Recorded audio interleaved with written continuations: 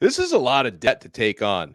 Why is Florida State University about to borrow $327 million?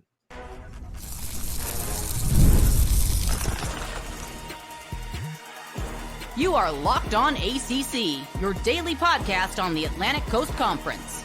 Part of the Locked On Podcast Network, your team every day. Shout out to the everydayers for making Locked On ACC your first listen and your first watch each and every day. We're available free wherever you get your podcasts. We're free on YouTube. We're part of the Locked On Podcast Network, your team every day. On this episode, we will talk about the impact that ESPN's finances could have on the future of the ACC. We'll talk about some winners and losers in the transfer portal. We'll talk about under-the-radar recruiting winners in the ACC, but got to talk about these FSU bonds. And, of course, joined, as always, by my co-host, Kenton Gibbs. He's from Locked On Wolfpack. I am Alex Dono from Locked On ACC. And Brian Smith, who's not only the recruiting overlord here on the Locked On Network, but he's also the host of Locked On Seminoles, joins us. And today's episode is brought to you by FanDuel. Make every moment more. Right now, new customers get $150 in bonus bets with any winning $5 bet. That's $150 with any winning $5 bet. Visit FanDuel.com/lockedon to get started. So Florida State University, Bryant, they're issuing bonds to try to raise $327 million. Now, I want to separate the truth from the myth, right? Because there's a lot of narratives, banter, trash talk going on from rival fans, including rival fans from the team that I love and cover, saying either, oh, well, Florida State, clearly they're broke. Those boys are broke and they got financial trouble. That's why they need to borrow $327 million. Other people are saying, well, look, they must be borrowing $327 million as a means to buy their way out of the ACC. I don't think either of those things are true, Brian, at least not directly. There might be some indirect truth to the second one, but you tell me, why is Florida State looking to raise $327 million through revenue bonds? Number one is Doak Campbell Stadium, which it still blows my mind how expensive building materials and stuff are now, but like it's 180 million or 225, I forget the number, but they're going all in on that. And then the second part is a separate football-only facility for the Noles. It is not related to the ACC case or cases, as it may be, because they're getting sued themselves by the ACC. It's so much fun to discuss. That's a separate entity that will come up with potential money as well. But that's not even here yet. So are they broke? Not necessarily, but you don't just carry $327 million in your wallet either. Right. So there's a happy medium here. Whether you're a private school, public school, or whatever, these funds are not just laying around for fun. You know what I mean? Like football has to find ways to make some of the other sports be able to use some of this, like the weight room. I'm sure there's going to be some kind of overlap with what they're doing at Doak, I assume. But again, it's super expensive. I forget the number. And they're going all in because they're afraid that they're being left behind by, let's be honest, the teams they recruit against, just like Miami, Georgia, Alabama, Auburn, Tennessee. Those schools are throwing money down the drain too, and just at a higher level because the SEC contract's insane. So is Ohio State and Michigan, et cetera, the Big Ten contract. So they're trying to do that. I don't know if this is a good idea. I was looking at an article that said the payback would go through like 2044 or something, and I'm just like, you realize you're probably going to need to, yeah, look, if y'all aren't watching this on YouTube, if you just saw the look on Ken Gibbs' face, it would say, well, I'm like, look, there's a chance you're going to need something else between now and then. And I'm being very kind in how I said that. So that gives me a lot of pause. And if you go out and let's say they get out of this ACC dilemma in the next 3 to 5 years, and by the way, for the folks that think it's going to be done in the next 6 months or less, you're out of your mind. Court cases take forever. Yeah. It's just true. Like 20 years without needing something else, that gives me pause. That's my one concern. And I don't know how much capital, it's not my business, but it's a state institution. There are a lot of different things going on, and it's in the capital. Florida State is in Tallahassee. There's a lot of political pressure with this. There are a lot of strings attached here. So I know 1/10 of it, but the baseline is still football-only facility and Doak Campbell. That's it. It's just mind blowing how much it is. Again, building materials right now are insane. And then how long the loan would be. Like that. Yeah. That just seems like bad business to me. We can talk about that another time. But when I saw 2044, I'm like, bro, I don't see how that works well. I just don't. Well, apparently somebody's going to be enjoying a Bobby Bonilla day just in the Florida State edition, which is, I guess, fine. But let me ask you this. Let's dig into that 10% that you do know, because I've seen Florida State Stadium. I haven't played there personally. I'm not going to say that I've seen some I haven't. But with that being said, it's touted as one of the better stadiums in all of college football. So what are the upgrades that are coming where it's like, hey, we're lacking behind in these things, and these are likely to be the updates we see? It's got to be the sweet stuff. Like, I'm familiar with living in Alabama. I was at the University of Alabama for the high school state championships this last year. If you want a hotel and a stadium combined, go to Tuscaloosa.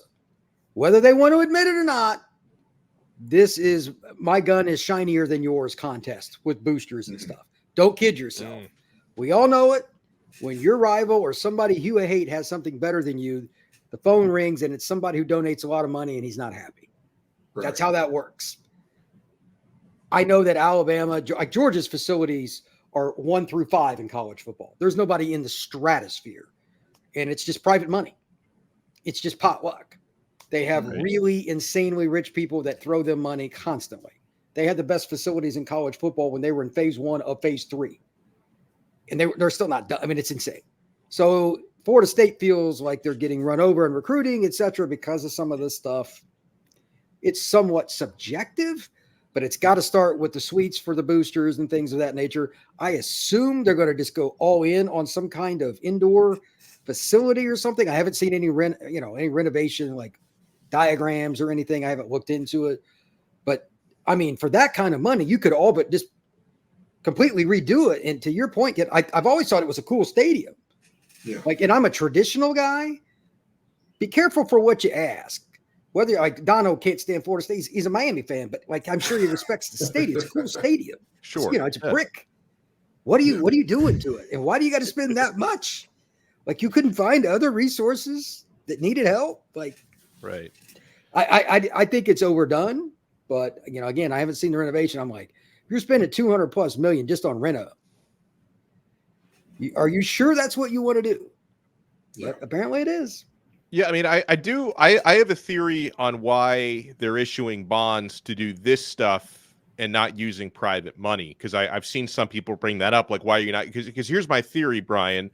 Obviously, it's somewhat easy to issue revenue bonds when it's backed by your stadium and your Florida State's ticket sales are strong and the enthusiasm in the program. So it's pretty easy to guarantee even if maybe it's not the best deal that they're entering into, it's pretty easy for them to guarantee we're going to be able to pay this back through these resources, where I think that they probably want the private money, however much that is, to be focused on NIL. Because you can't get loans or issue bonds for that the way you can get a loan to update your stadium and your facilities. Because I'm sure you're seeing this, Brian, being the recruiting overlord in these parts, that we're seeing some big time universities actually putting projects of facility renovations kind of on the back burner right now, because they are deciding this is money that can be better used to bolster our NIL pockets, not to, maybe add a couple extra sets of bleachers to our facilities and new locker rooms. So I think maybe Florida State is trying to kill two birds with one stone. They're thinking whatever private money we have, we need to focus on NIL, and then let's borrow some money to do whatever we want to do with Doak. I think you're 100% correct. You could use a little of that extra private money for contracts. That's possible, but to keep a coach around or something, and that's cool. But otherwise, like Florida State, there's a lot of debate about this too. Like Florida State's NIL is not the same as Miami's. It's not. I know there's a lot of debate between the two schools and the fans arguing. Miami's NIL game is on a whole nother level. But it is what it is. It's like sometimes it's potluck on who the guy is that wants to support you. Miami's NIL guy is, as you know, uber rich. They only need like one or two guys and they're good. Florida State's not in that situation. I've asked a lot of people about that are around the program. Haven't found that guy yet. I'm sure they would love to. So that's probably the other reason they got to be picky about this. I still come back to it. 2044. Bro, that is not a normal loan. It's just not. So if you go into this, you cannot miss on a coaching hire. You cannot miss on anything that you do. You can't have any skin. I mean, what are the odds of all that? I mean, Bobby Bowden's not walking through the door, and I'm not saying Norvell's leaving in the next year or two, but like he's probably not going to stay there 30 plus years either. So like Dono can talk about this, and most schools it's hard to hire a coach that's not only good, but wants to stay there, fits the program, will adjust to change. By the way, coaches hate change, etc., and be good consistently. Right now they're rolling, but are they going to be rolling in 4 years, let alone 2035, 2040, etc., to keep that money coming?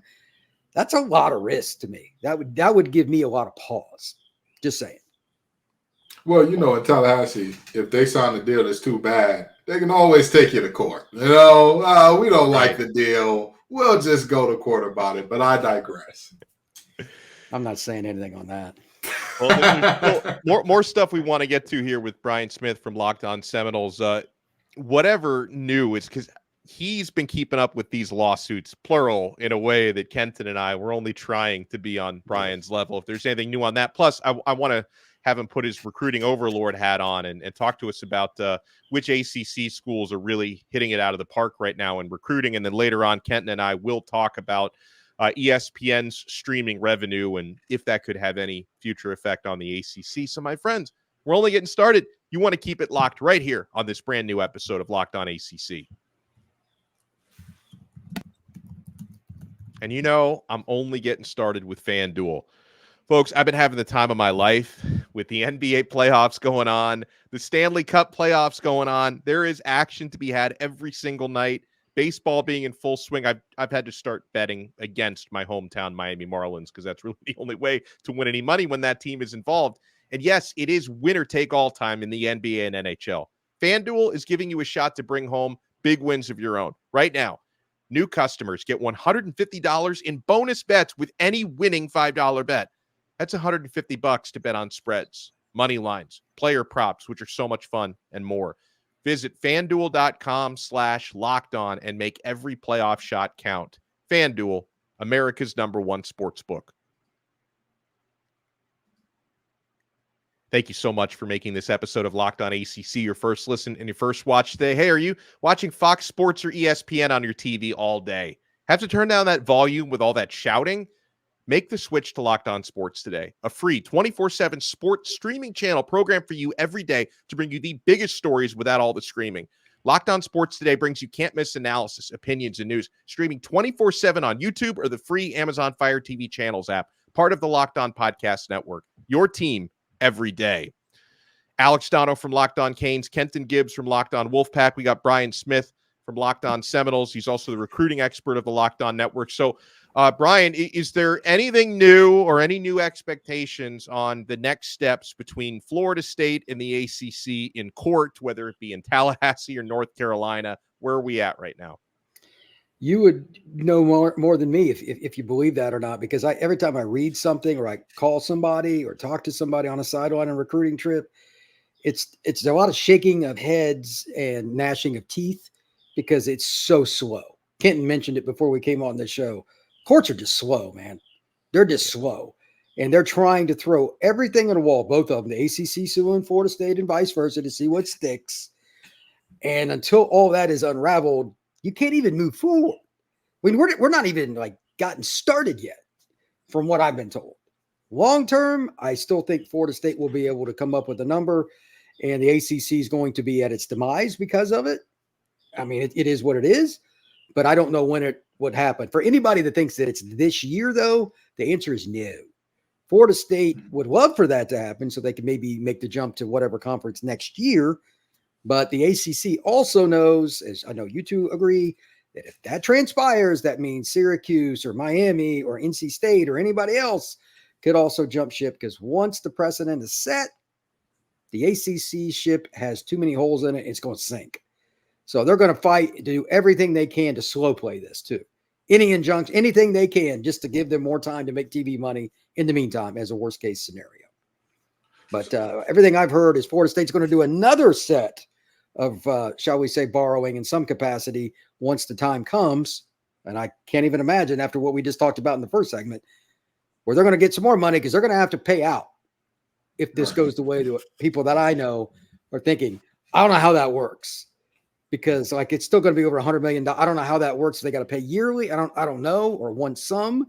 That might be part of the problem. If it's one sum, they're in trouble because it's going to be over $100 million. Well, why, as a taxpayer in the state of Florida, why do I feel like I'm going to be on the hook for some of this when it's all said and done? Because you should. That's how you should feel. Because the taxpayer always gets screwed in every state. Yeah, exactly. But here's Florida in particular. It's ironic that you mentioned it. It's such a transient state. It's one of the reasons, and I know you're familiar with this, like high school coaches don't make as much in Florida. One of the reasons is a whole bunch of old people live down there that don't have any ties to the local high school. They don't care about that stuff, but they vote. They vote. So the people that are politicians don't want to jump into that. And, there's a lot of allegiances in the state for college football too. Boy, politicians are not in a good spot there. Not that I give two craps about politicians. I'm not a big fan, but yeah, Florida State may need some help, but you're going to get voted out if you vote for that to come from the pockets of people like yourself. I've heard they're going to have to go the route of taking out something else for this situation, and it's going to be over $100 million. I mean, again, I don't know how that. I don't know the number, but it's somebody I trust. I'll leave it at that. That's 10 times closer to this than I am, and that worries me because at some point you just can't have like $400-500 million that you owe. It's just not realistic. Yes. Like how can that? Is that feasible? I'm not a financial guy, but that seems a little bit absurd to me. And that's what I wanted to know next in terms of like, where are all of these sources of money even coming from? Like, where is it? That's a touchy subject on that one too. Okay, well, we don't need to get into that exactly, but I'm just a little confused on that. But we'll skip past it into more of the football stuff here. Do you think that will have an impact on Florida State's recruiting and ability to get in new players in terms of, hey, because and I know, dirty macking is part of recruiting. It's part of the deal. You got to, hey, those guys over there in $500 million a day, you sure they're going to be able to, them NIL checks ain't going to 100%. 100%.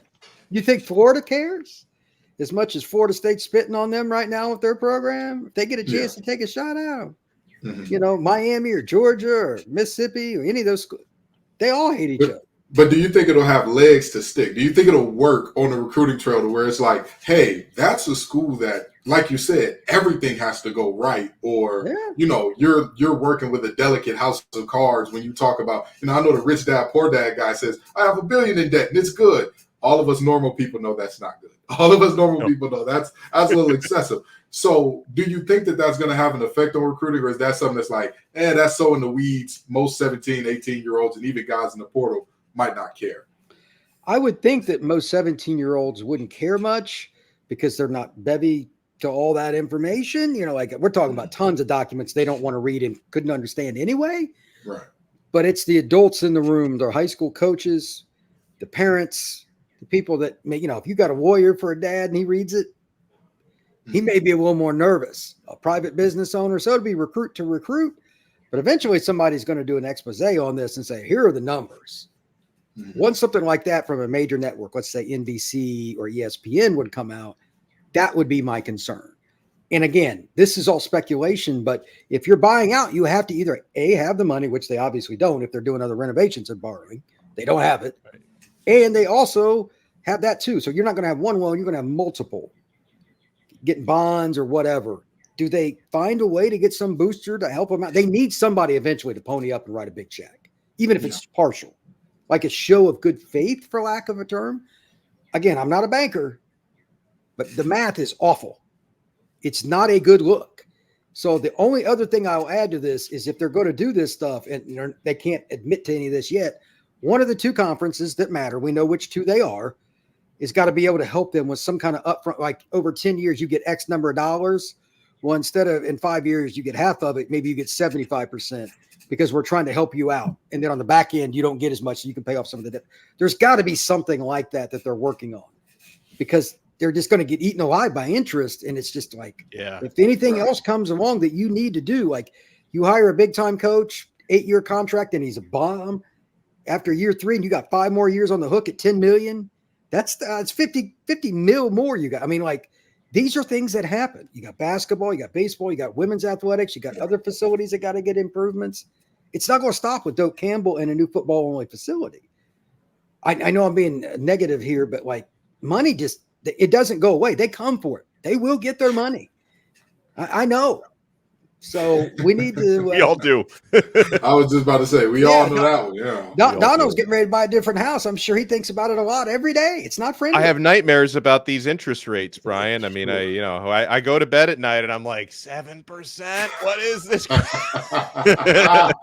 Don't get me started on the political side of that. I mean, like, it's just killed our economy down here, even in Florida. Sure. Like you said, the boogeyman under the bed now is a 7.5% interest rate. That's the boogeyman. Right now it is. I mean, I'm on you, Dono. I'm on you. So, but you're absolutely the right. Most frightening thing. Yeah. As the old saying goes, he who understands compound interest makes it. He who doesn't pays it. And this sounds like there's going to be a lot of paying it. So I absolutely, I don't think you're being negative so much as you're telling the reality of it. This is a reality where you're going to be on the paying end of this for quite some time.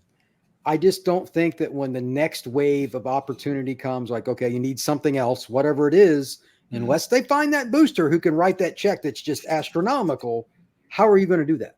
Right. Basketball coach, pay out a football coach, whatever, where it's just like, it is what it is. There's no negotiation here. You're on the hook. Who's going to do that when you owe $400 million? Who's going to give them a loan? Really? Great point. I mean, Florida State's probably not the only school in similar situations. They just got the added, like the whole ACC thing is just a disaster because it's going to take forever. They're going to drag it out. They're going to try to pressure Florida State into a high number because they want to get to another league. ACC's got quite a few cards in their hand too.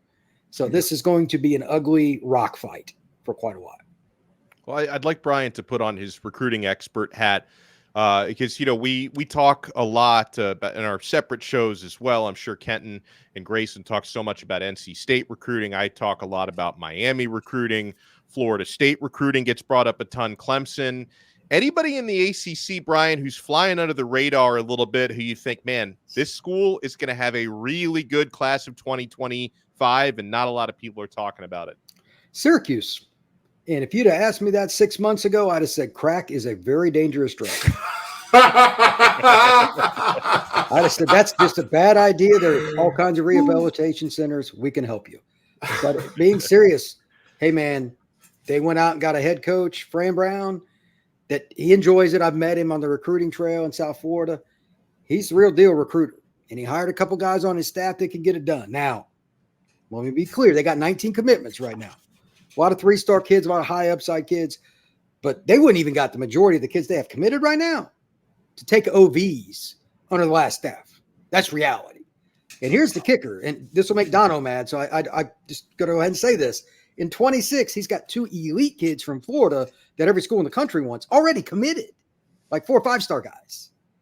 And I'm like, I was talking to John Garcia about it the other day. I'm like, we were watching one of them at the OT7 tournament. I'm like, Syracuse? Has someone explained to those kids what winter is there? Yeah. Well, I have a feeling, like Kenton was saying, those conversations will take place. Yeah, at some point. Because it's I'm not hating on Syracuse. This is just a warning to any Florida-based high school football player. You need to at least understand what you're getting into once that calendar turns over. Syracuse is on the border of Canada. Yeah. Literally. Now, y'all see how Dono's dressed. He's dressed like that. For those of you who are listening and not watching, he has on the vacation Hawaiian shirt with the fedora. He's dressed for warm weather. And I'm gonna tell you, it's not just because it's May. Floridians dress like that for about 80% of the year. Okay, it just happened to be what I was wearing today, and I rolled with it. You throw 2 ice cubes on the ground in Florida, everything shuts down. You throw 8 feet of snow in New York, they bring out the plows, they bring out the shovels, they bring out the salt.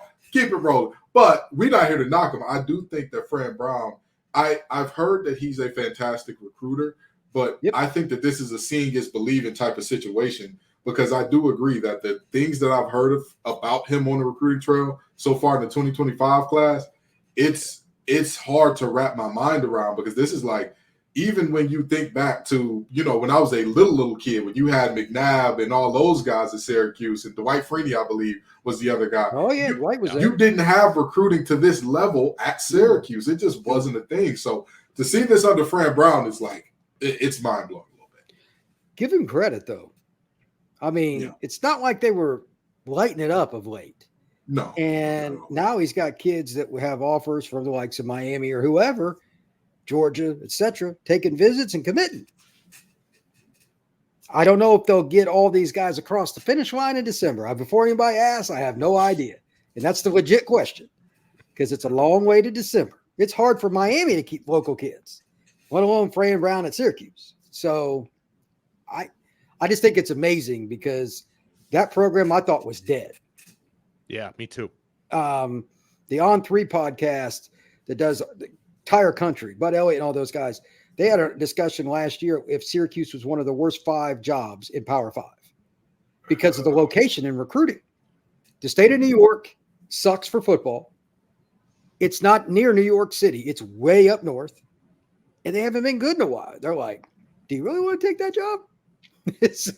But Fran is a New Jersey guy, took it. He's recruited that area well, and he's snuck in some Southern kids too. I mean, he's killing it. Now I just need to see him finish. Like Kenton said, can they win some games this year, solidify? Because I don't think the roster is anywhere near where it needs to be. So we'll see, but they've at least started good in recruiting. Good for them. It's nice to see somebody besides the obvious 3 to 5 schools be good. ACC has been really lopsided for a long time. I mean, it's bad. And there hasn't been new blood breakthrough. Like Virginia Tech used to be good. Virginia Tech, those schools have been terrible. They have. Let's just call it what it is. They've been terrible. Virginia Tech's at least taken a step forward. They got a quarterback. But some of these other schools, like Wake Forest fell off last year again, and it's just Duke just lost their coach. Like the league could be really unbalanced this year. Could even be worse. It's possible. So it'd be nice if at least Syracuse was building for something. We get a little new blood down the road. Then there's Georgia Tech. That's possible too. Well, excellent stuff as always by Brian Smith. You can watch him on Locked On Seminoles, watch him all over this network talking recruiting, and follow him on X at FBScout_Florida. Brian, thank you so much for the time. Absolutely. Appreciate it, sir. And folks, we're not done yet on this episode of Locked On ACC, my friends, because ESPN lost some money on their streaming service. Disney is doing very well. The ESPN side of it, not as much. Is this going to affect the ACC? You want to keep it locked right here on this brand new episode of Locked On ACC. And I already know you're keeping it locked to Monopoly Go. I'm fully hooked, my friends. We got to pause here to talk more about Monopoly Go. I know what you're saying. Flag on the play. You already talked about that. There's just so much good stuff in this game. In Monopoly Go, you can team up with friends for timed tournaments where you work together to build up each other's boards. The more you win together, the more awesome prizes you unlock. And there's so much to get, like unique stickers you can trade with friends to complete albums for big prizes, cool new playing pieces to travel the boards with, hilarious emojis for taunting friends when you smash their buildings or heist their vaults. Plus, Monopoly Go feels new and exciting every day with constantly changing tournaments and challenges. A ton include their own unique mini games like digging for treasure or a robot pachinko machine. And there's always new timed events that help you win big, like massive multipliers for everything you win or rent frenzies. There is always something fun to discover in Monopoly Go. So get off the bench and go download it now free on Google Play or the App Store. When it comes to your financial future, you think you've done it all. You've saved, you've researched, you've invested all that you can. Now, you need to take those investments to the next level by using what every financial great uses, Yahoo Finance. For more than 25 years, Yahoo Finance has been the brand behind every great investor. Whether you're a seasoned investor or looking for that extra guidance, Yahoo Finance gives you all the tools and data you need in one place.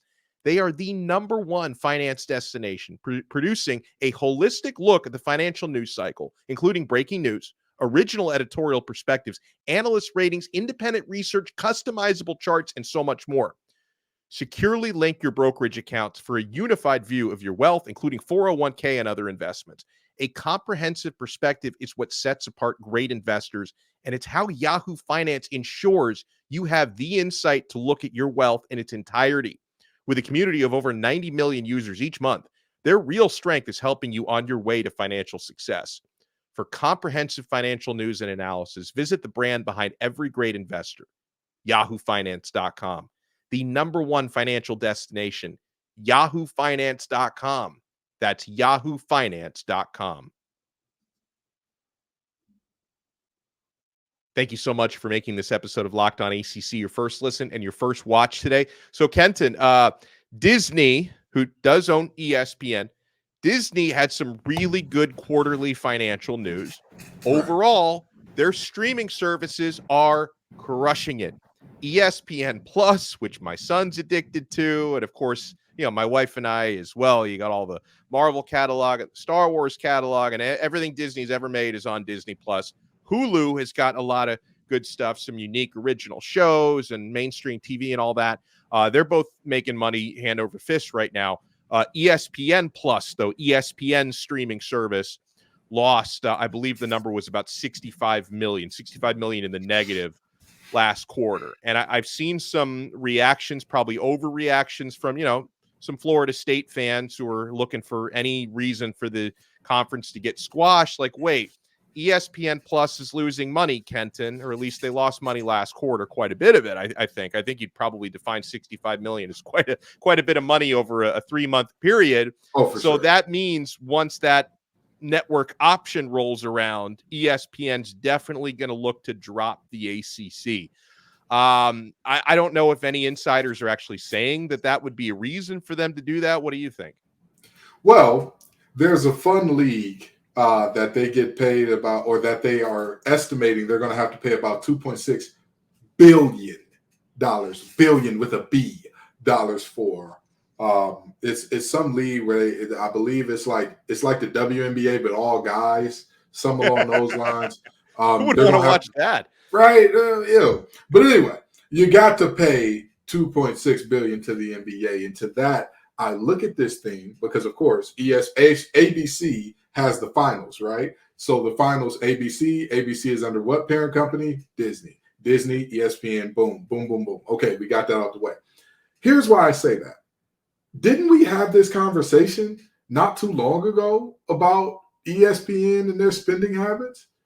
It's never the leagues that get cut. Here's what they're going to do. Right. The same thing that we saw before when they put out that huge deal to the NBA not too long ago. It was, oh, man, are we sure they can afford all this? Next thing you know, all of these talents got slashed. All of these folks that were on there, all of these great producers who've been there for 15 years, all of a sudden, their role was no longer necessary.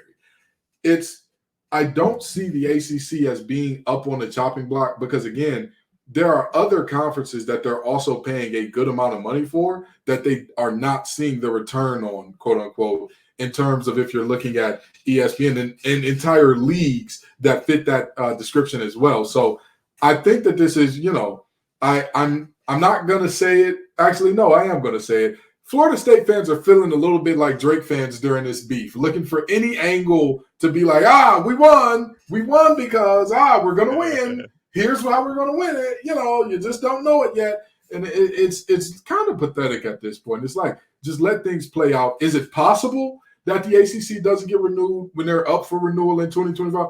Absolutely. Sure. But that's why everybody on this show agrees. The ACC is basically in a fight to drag their feet as long as possible, because if you can drag Florida State and Clemson over that finish line, you still have the two big dogs, the two big carrots to dangle and say, you got to give us something. Talk to me. Without them, I think it's a different situation. But I'm tending to believe that this is being over-sensationalized.